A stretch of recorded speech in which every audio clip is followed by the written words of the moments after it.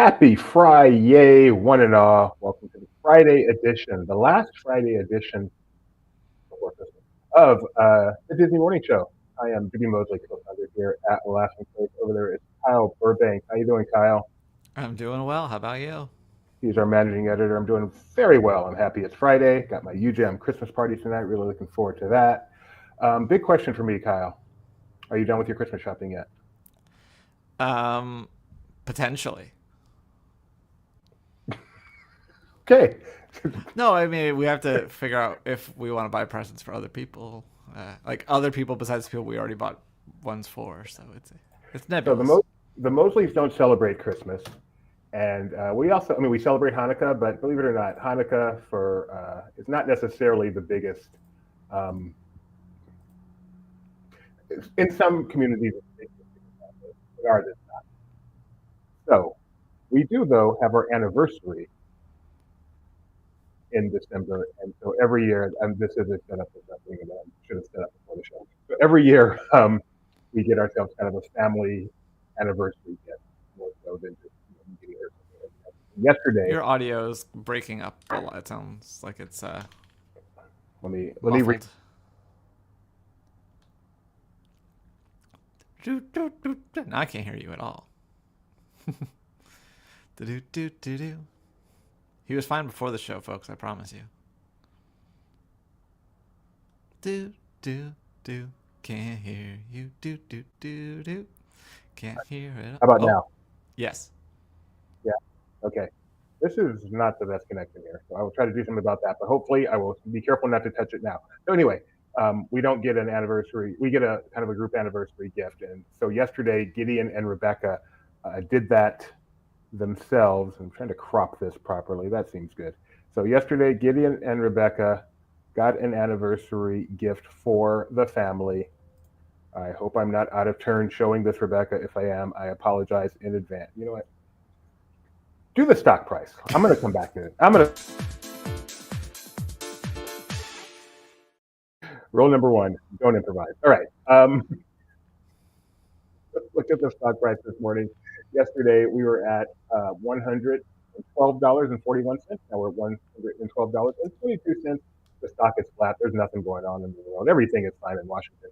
So we can expect no major changes to the year. Hey, finish the year above 100. Okay, moving on.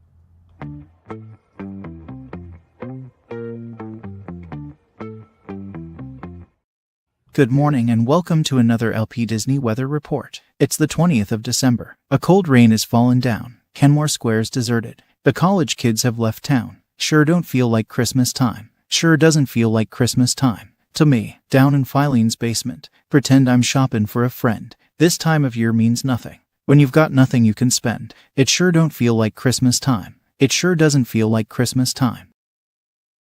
Let's get to the weather. After burning off some early fog, Anaheim will work its way to 71 today. Grab your sunglasses because Walt Disney World will be bright today. Temperature-wise, they'll hit a high of 72. Castaway Cay is 74 today but will feel like, gasp, 75 instead. Lookout Cay at Lighthouse Point will be partly cloudy throughout the day and stay around 78.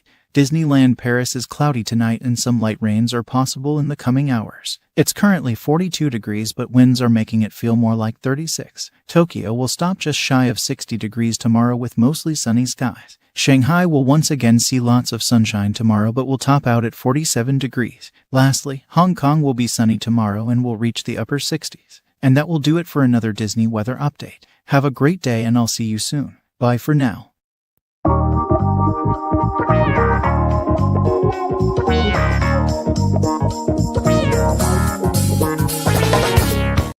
All right, I am prepared now. So the Mosleys get themselves anniversary gift, December 20th is their anniversary. Rebecca and Gideon. I should have a video of me coming home and seeing this because it scared the bejeebies out of me.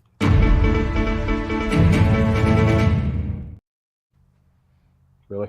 That's for this. We've teased it long enough. It's breaking news now. All right, wait, I just got to check. Let me make sure it's not my wife saying, "Don't you dare." Okay, we're good.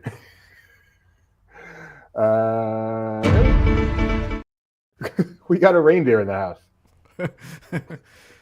Very Big nice. giant reindeer. He sings. He moves.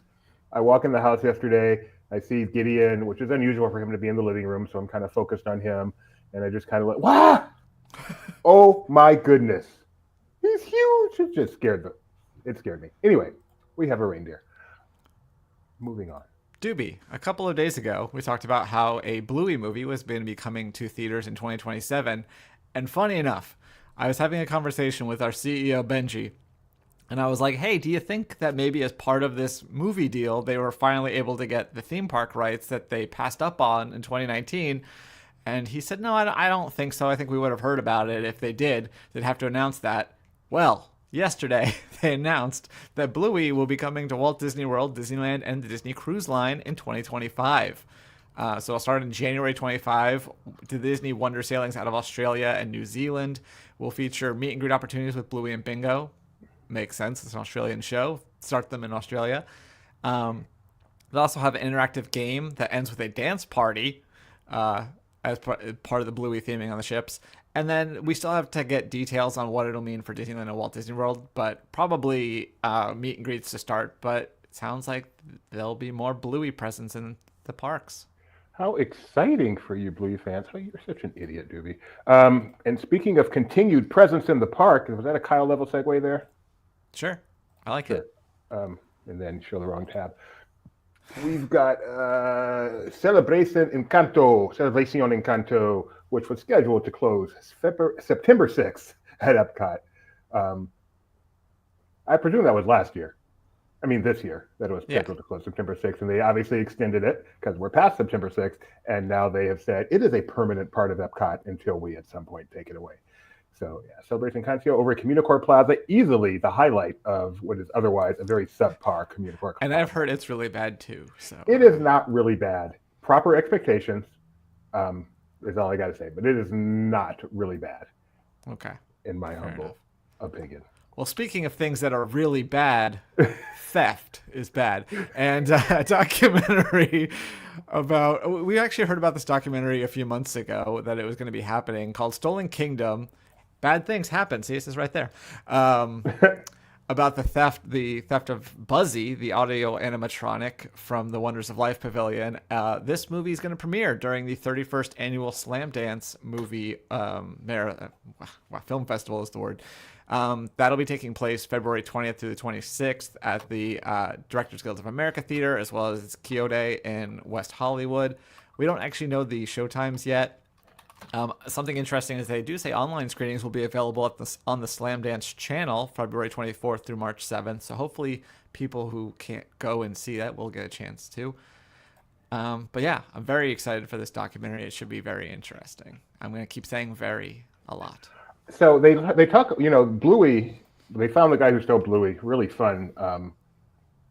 Bluey, why am I saying Bluey? But Bluey's not stolen. Bluey is not stolen. Buzzy, they found the guy who stole Buzzy, and it's a really fun interrogation video of that on YouTube if you haven't seen that. But as the article mentions, Robin Lopez, right, ended up with his clothes. I hope. He's not mentioned as one of the people who participated in the documentary, but I really, really hope somehow they got him to be a part of it. That would be cool. Yeah. Here's something I want to show. So I asked ChatGPT will not do copyrighted stuff. So I asked Grok, which is a little more lenient, to create Bluey as a Disneyland walk-around character. What do you think? It's pretty good. It's very it looks small. I don't know what the perspective here is. You know what you could have done is just gone to go look at our photos of the real Bluey that appeared at D23, and then you know what a Bluey walk-around character would look like. What do you think of this one? I mean, it's adorable. I like it's got the space theming. It's perfect for Tomorrowland in case they want to mix it up. Put it. And it actually has the castle in the background too, which is kind of neat.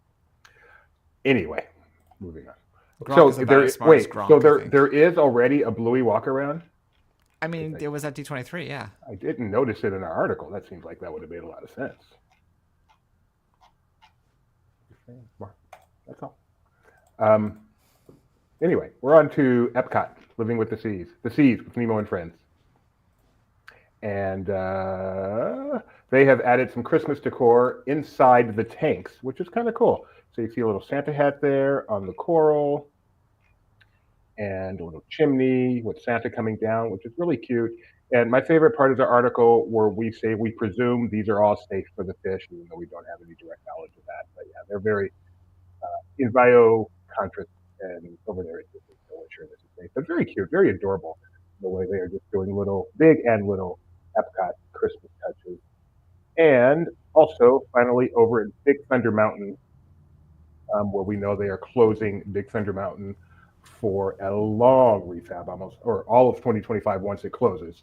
Um, they have put a crane out back there. The refurb hasn't started; it doesn't start till next month, but they're getting ready. They've already had some scrims out there. Now they have the crane, and this will be closing early next year, January of next year, and will be reopening sometime in 2026 with they hinted it will reopen with new magic, but nothing has officially been announced. And I've had my share of bad reviews. I still remember my first good one, though. Everything else in this production of Our Town was simply terrible. Joey Tribbiani was abysmal. Speaking of abysmal, we have a review of, well, this time I can actually mean that, Doctor Who. This is coming from Luke. This is Doctor Who delivers Christmas joy wrapped in an intriguing time travel plot and joy to the world. Luke Manning is our official Doctor Who guy here. His subhead is check out our spoiler-free review of this year's Doctor Who Christmas special. Chatty says, this review highlights the fun, festive, and heartfelt aspects of Doctor Who Joy to the World, emphasizing its appeal to fans of both Doctor Who and Disney. The writer appreciates the nostalgic nods and creative integration of the two brands, though notes some elements may feel overly ambitious. Overall, it's a delightful experience that captures the holiday spirit and the essence of Doctor Who's charm. Estimated rating, 8 out of 10. And I am very, very excited for the first time to have Kyle's live review. What are you reviewing? I'm not. I was actually excited to see what Chatty said about it. And what's also funny is that I agreed, because I like stand-up comedy, that I would do these hilarious series. And then I realized that I watch a comedy special and I don't know how to review it. I go, it was funny. What else is there to say? So now I get to do it live, and I'm in the same predicament. But I will say, I don't even know how to say their name. I'm sure Maxon's more familiar. He's on top. Anyway, this new comedy special from, I'm going to go with Alana. Is that right? Maxon? Nod? No? Looks like Alana Glazer. Famous from Broad City, a show I never watched. Also in a movie called Babes, which Becca saw and said she really enjoyed, but I didn't see it. So I wasn't very familiar, but I thought it was really funny. Unlike the Jim Gaffigan one where I said that one was mostly clean, this is definitely not clean. This is TVMA. Lots of mature material. But yeah, I thought it was really funny. It talks about them getting pregnant and that whole experience and all sorts of inappropriate things that are just hilarious to me. And in a Floridian Airbnb. That was my favorite bit. I will let you figure out what that's all about later. Can I read the chatty summary? Sure. The review highlights Ilana Glazer's human magic as a blend of relatable and quirky humor, showcasing her unique perspective on life's absurdities. While her charm shines through in the delivery, the pacing and focus of the special occasionally falter, leaving some moments feeling uneven. Overall, it's an enjoyable experience for fans of Glazer's distinctive comedic voice. Estimated rating, you tell me, 7 out of 10.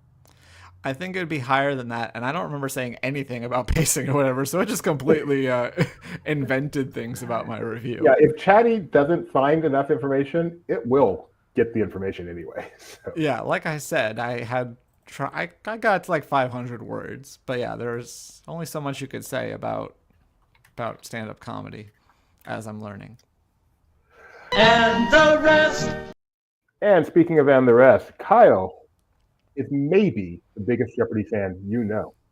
I used to watch it every day. Unfortunately, I don't anymore because of the aforementioned rabbit ears problem and the fact that Becca doesn't get home till 5:30. But Celebrity Jeopardy I can watch because it'll be on Hulu after the fact, and they just announced the next round of Celebrity Jeopardy contestants. It's a lengthy list, so I'm not going to go through it all. But some of the names on there: Sean Gunn, Neil deGrasse Tyson, W. Kamau Bell, Corbin Bleu, as Doobie knows that one, Yvette Nicole Brown, and Roy Wood Jr., which ties into the last story because he has a Hulu stand-up special coming out next year, and many more. And the next season of Celebrity Jeopardy, which is the third season, will kick off January 8th on ABC. That's Neil deGrasse Tyson, whose son was on another one of our favorite ABC reality shows last So year. bad. What'd you say? I was just saying that Neil deGrasse Tyson's son was on Claim to Fame last season. Did he win? Our son, I think it was his son, right? Did they No, he win? didn't Who win. won? He was like one of the first people out. Who won Claim to Fame last season? Adam. What was the celebrity? Michael Bolton. Barely a celebrity. Michael Bolton, barely a celebrity? When was the last Jeez. time he had a hit song? He was on the dating game, celebrity dating game with Zooey Deschanel. That was only a few years ago. Celebrities have to go on TV to find dates now? They don't have to. It was a fun bit. I did not know there was a celebrity dating game. Did you hear about that dating game guy who turned out to be a very, very, very bad person? Yes. Tell Me Lies. Do you watch Tell Me Lies? I sure don't. Yeah, well, you still have time because it's been renewed for its third season. And series creator Megan Oppenheimer has signed an overall deal with 20th Century Television. It's a very popular show. It stayed on the Hulu Top 15 for over 50 straight days during its second season. It has been, so its renewal was expected. And it's also very popular on the social medias, which is, did not realize that's something that they measure now, but apparently they do. And we got some more designs for Star Wars Japan. They previously released some other badge styles. Very cool art design on these. And the new badges, there's 4 of them. One of them features Asajj Ventress. Another one is C-3PO and R2-D2. And the others are Sabine Wren and then Padme Amidala. And as a reminder, Star Wars Celebration is April 18th through the 20th. And we will be there. Mike will be having his own Who's the Boss panel there, or doing a live episode of the show. And we'll have all the coverage from that event. It's what we do. It is what we do.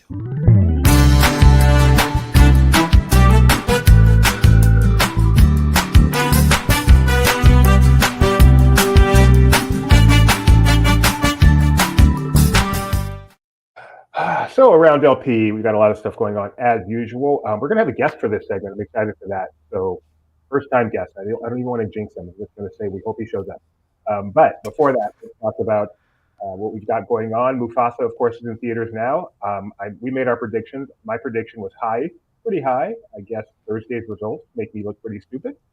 We'll find out more on Monday. But we do have a ton of coverage here. We have some Q&As based on press conferences recently. So we're talking to we're hearing from at least the cast of Mufasa. We are hearing from Lin-Manuel Miranda himself, the songwriter, as well as the director, Barry Jenkins. So you can find 3 different articles covering those press conferences on LP right now. And Benji did a media conference of his own recently. He got to talk to the people behind the Disney's Dunk the Halls NBA game that's coming up on Christmas Day, where the Spurs will be at the New York Knicks, but in an alternate universe, Mickey and the Sensational Six will be playing on Main Street. So we got kind of the scoop behind how that is being virtually created on the digital Main Street. We'll check that out on that website. And finally, we have our special... Can I share a spoiler about that Dunk the Halls? So the story is that Mickey wishes that the NBA would come to Walt Disney World. And I'm like, did Mickey start the pandemic? This is my new pet theory.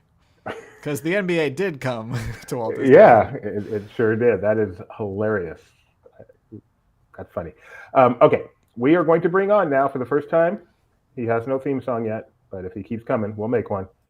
Maxon, is it Faber? Faber. Yeah. Because we've never met. So I'm saying this as if I've never seen you before. This is Maxon Faber. He writes for Laughing Place now. You were our newest contributor until we got a newer one. So you're now our second newest contributor here. Yeah. Before we get started, you wrote an article called Maxon's Must Visit Parks of 2025. We'll get to that in a moment. First thing I need to ask you, how do you like working for LP so far, right here on the air? I love it. Everybody's really cool. I love being able to nerd out and get paid for it. It's amazing. Wait, we pay you? Someone's paying me. I did not realize I was a part of the gig. Missing out. All right. So what you was had another question for him too, Doobie. What was that? You wanted to know if he ever goes by Max. You're right. Someone asked what the reindeer's name was. The reindeer's name Max. Maxon, do you ever go by Max? I have a few friends that call me Max. I have one that calls me Maxie. I don't know how I feel about that, but No, can't hang with that one. Oh, before you did a recent review of a Bible special on Nat Geo that I thought that was good job, good work. thank you. Yeah, it was pretty. As someone who went to a Catholic high school, I was kind of expecting it to be more tame, and it was actually really aggressively violent in certain. Yeah, that's a good. I'm glad you put that caveat in there because I would not expect that from stories from the Bible. No, exactly. Okay, what is this article you wrote for LP? Yeah. So, obviously, as we head into the new year, we are looking right now, obviously, for anyone who doesn't live in a warm climate, we're in off season for theme parks and amusement parks. So this is the time of year where all the parks start building their new projects and getting ready for the next year. And, the new year is a great way to start celebrating and planning to go hit up these parks and ride the new attractions. So that was kind of my way to give myself a New Year's resolution of where I wanted to go. So obviously, it's no surprise the biggest thing in the world next year is Epic Universe, and everyone knows about that. So we're not even going to bother with that. What's one of the picks you have in here that people might not have heard of? You want to make sure they keep on their radar. Absolutely. So I think, especially with Epic Universe being such a huge theme park, we have one coming to Glendale, Arizona, themed to Mattel with Mattel Adventure Park, and obviously not on the same scale, but we are looking at a great place for families to go and hang out and cool off because it's indoors, which is great in Arizona. And ride roller coasters themed to Hot Wheels, hang out in Barbie's Dream House. I think, a lot of families are going to love being able to explore either the toys they play with now or the toys they used to play with growing up. I love that. That was certainly not on my radar. Let me get one more from you. Absolutely. I also want to highlight there is amazing parks built by these like huge corporations all around the world, but especially now it's rare that we see a park open that is owned by a family. And Lost Island in Waterloo, Iowa is building an RMC single rail, and they have some really amazing theming and amazing rides out there. Some people may recognize that as a Vekoma suspended looping coaster. That is not a highlight of the park, but everything else there is absolutely incredible, especially their dark ride Volcano. For those who love, Disney dark rides and any kind of shooting dark ride, they will absolutely love that. It has animatronics, 4D effects for a small park in Iowa. It's absolutely incredible, and I know that not everybody's had the chance to get out there, so I wanted to highlight as they continue to expand that it's a great park for families to go and visit in the new year. Wow. You are not only knowledgeable, but you speak really well. We need to use you a lot more. Thank you. And we can hear you because you're using a microphone. That was good. I'm impressed. Are you busy? Me? Yeah. No. Okay. Let's switch around a bit. Do Disney and Disney history, and Maxon can help me. Okay. So Doobie, I think a show or two ago, you said that the new limericks that we've been using make it easy for you. We're going to put that to the test today because I don't think any of these are particularly great. But on this day in 1924, a Disney legend was born. This is the limerick.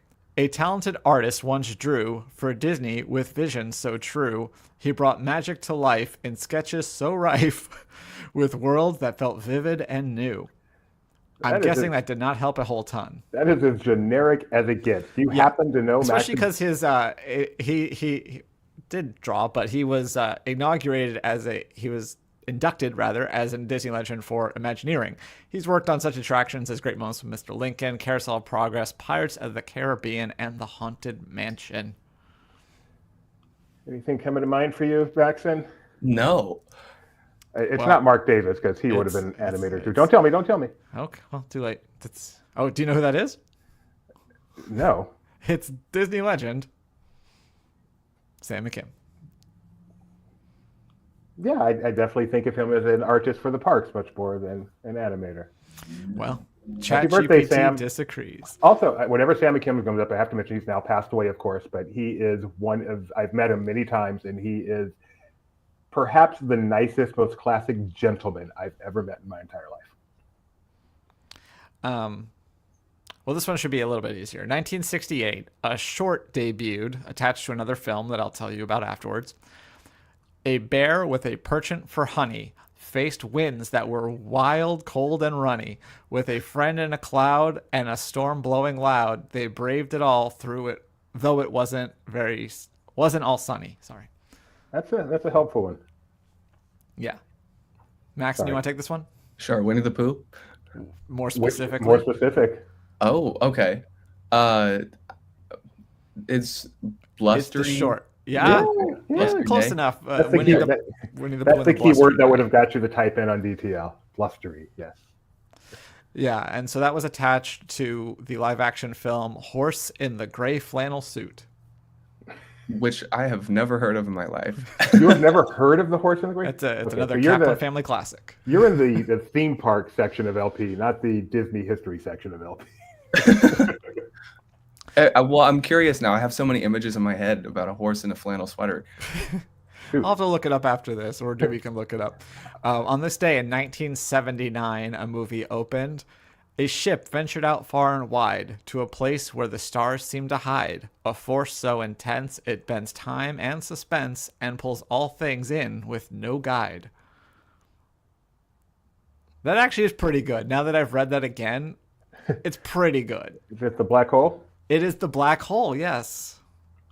The pull in part, I'm like, okay. Yeah, I see that where helped. The limerick gave that to me, so yes, for sure.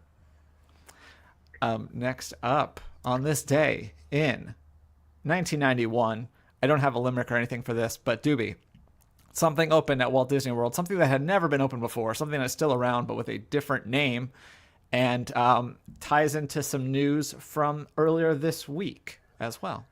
1991. Yes. Never been done before. It was new. Is this an attraction? No, it's somewhere else on property. Okay, but new. Many other additions have popped up in it since, including one earlier this week. This is up Maxon's alley. I'm trying to think of what happened in 1991. Think about what happened earlier this week. Something that opened that might tie into something that could have happened in 1991 for the first time. This ain't happening. All right. Well, the then called Disney Vacation Club Resort opened. Oh Now it's my on God. Key West. Oh my goodness. Old Key West makes its debut. That's a good one. Thank you. Next up, 2002. Okay. A restaurant opened at the Disneyland Resort, replacing another restaurant, and has since been replaced by a different restaurant. Can you tell me where in the Disney Resort? It is at Disney's California Adventure. Because it was 2002, that's why I'm putting it with the apostrophe.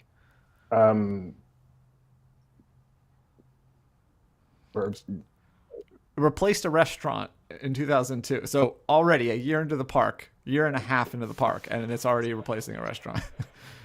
What is it? Avalon Cove. Yeah, well, so Ariel's Grotto. Ariel's Grotto. Oh my gosh, yeah. I got one.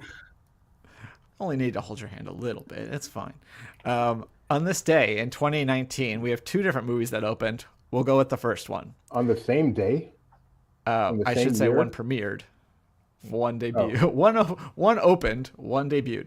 Okay. A sled dog so quick and so bold, through blizzards and ice he took hold. With the journey so dire, the hearts filled with fire, he raced with the bitter cold winds. The limerick really helps there, I think. Maxon, you want to take it?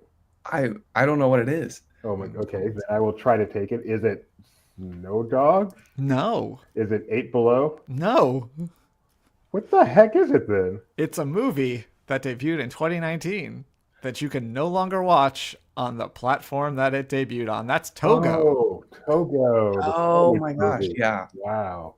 Good going, other Fred movie. Ramirez. Good The going. other movie, I have faith that you'll be able to get, although I really thought you'd get that one too. I forgot about it. It's dead to me. Yeah. A legacy, dark and unclear, calls a young soul to conquer her fear. With allies and foes, the galaxy's woes, she must choose what she holds most dear.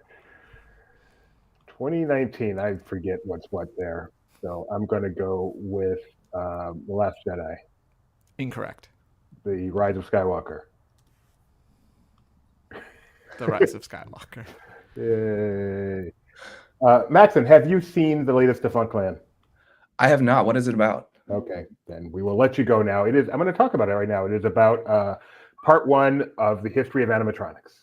Oh, cool. Okay. Well, like I said, we'll talk about it. Thanks for joining us, Maxon. We will have you on regularly. You are excellent at this. Thank you. It was fun hanging out with you guys. Get back to work, and I'll be talking to you later to find out how I can get signed up for this pay thing, because I've been doing this for 40 years. Right, take care. See ya.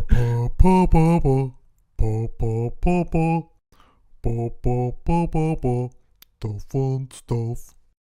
Let's have some fun here. First of all, Kyle. Yeah, so Jeremiah was at Epcot yesterday and came across the 12 Days of Christmas scavenger hunt at Epcot's United Kingdom Pavilion. And I thought that this was qualified as fun stuff. It's inspired by the lyrics. So you see 12 drummers drumming. There's 11 pipers piping, 10 lords leaping, 9 ladies dancing, 8 maids milking, 7 swans swimming, 6 geese laying, and 5 golden rings, 4 calling birds, 3 French hens, 2 turtle doves, and a partridge in a pear tree, presumably. Did you have to read that? No, that was off the top of my head. You really know that like that? I guess so. I surprised myself. I was waiting to get caught. Although I also know the alternate version, 5 roast beef sandwiches, because I grew up in the 90s and Arby's had an effective marketing campaign. Okay. I do not know that version.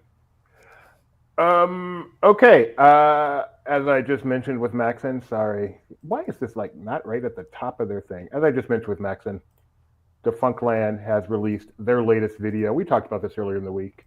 It is A Living History. Defunctland, if you don't know, is a YouTube channel that does some seriously in-depth, excellent documentaries. They do not put like out every week stuff. They put a lot of time into these things. This is actually Disney Animatronics: A Living History Part 1. And my family watched it last night because we gather around the fire and watch New Defunctland when they come out. They're that good. It is an event. This Part 1 is an hour and 45 minutes long. And it goes, as this kind of gives you a hint, the history of animatronics starting from the very beginning, which was actually puppetry, not true animatronics, but basically going way, way back into history and all the various ways that the goal of creating what was originally called automatons was. And then I would say maybe 45 minutes in gets to the point of Walt Disney discovering that bird in New Orleans, and Disney's getting into animatronics and audio, all the various. If you're into the tech behind animatronics and how that's evolved over the years, from the most rudimentary cylinders and rotating stuff to the electronics that's used now, it's all in there. It's all in depth. It's, at times even a little bit hard to follow. It's so in depth. This is for you. It's what you expect from Defunctland, just well researched, well put together, and surprisingly funny. Like, they'll just throw a little line in there that makes you laugh. So every now and then I'd say, yep, that should be a t-shirt. So a couple of t-shirts that we expect to come out of this, or if I were Defunctland, I would put out t-shirts that says French is beautiful, because if you've seen it, it's hilarious the way they throw that in. And Winkin' Blinkin' Abraham Lincoln, which had me rolling on the floor. So go check out Defunctland, Disney's Animatronics: A Living History, and then sit and wait for Part 2. I like the way it ends. I'm going to say it. The very last thing, how sometimes it'll say Spider-Man will be back, or, that kind of thing. This one says Walt Disney will be back, which is just awesome because we have a Walt Disney animatronic coming. So really well done stuff. Amazingly entertaining, as my wife says. Please go check it out. Actually, it's Walt Disney Will Return. Don't want to be wrong. Okay, go on. That's it. We're done. Right on time. All right. Thanks for joining us. It's Friday. We had a question of, do we plan to do this next week? Happy holidays to you. Yeah, I think we do. I think we'll certainly do one on Monday. We'll certainly do one on Thursday and Friday. We will not do one on Wednesday. Tuesday, we will decide amongst ourselves. We'll also, on Monday, if you're a member, we'll have a members-only stream about our Festivus picks. Got a lot of problems with you people. Now you're gonna hear about it. Thanks for joining us all week, and we'll see you on Monday. Have a fantastic weekend. Happy holidays, everybody. Bye.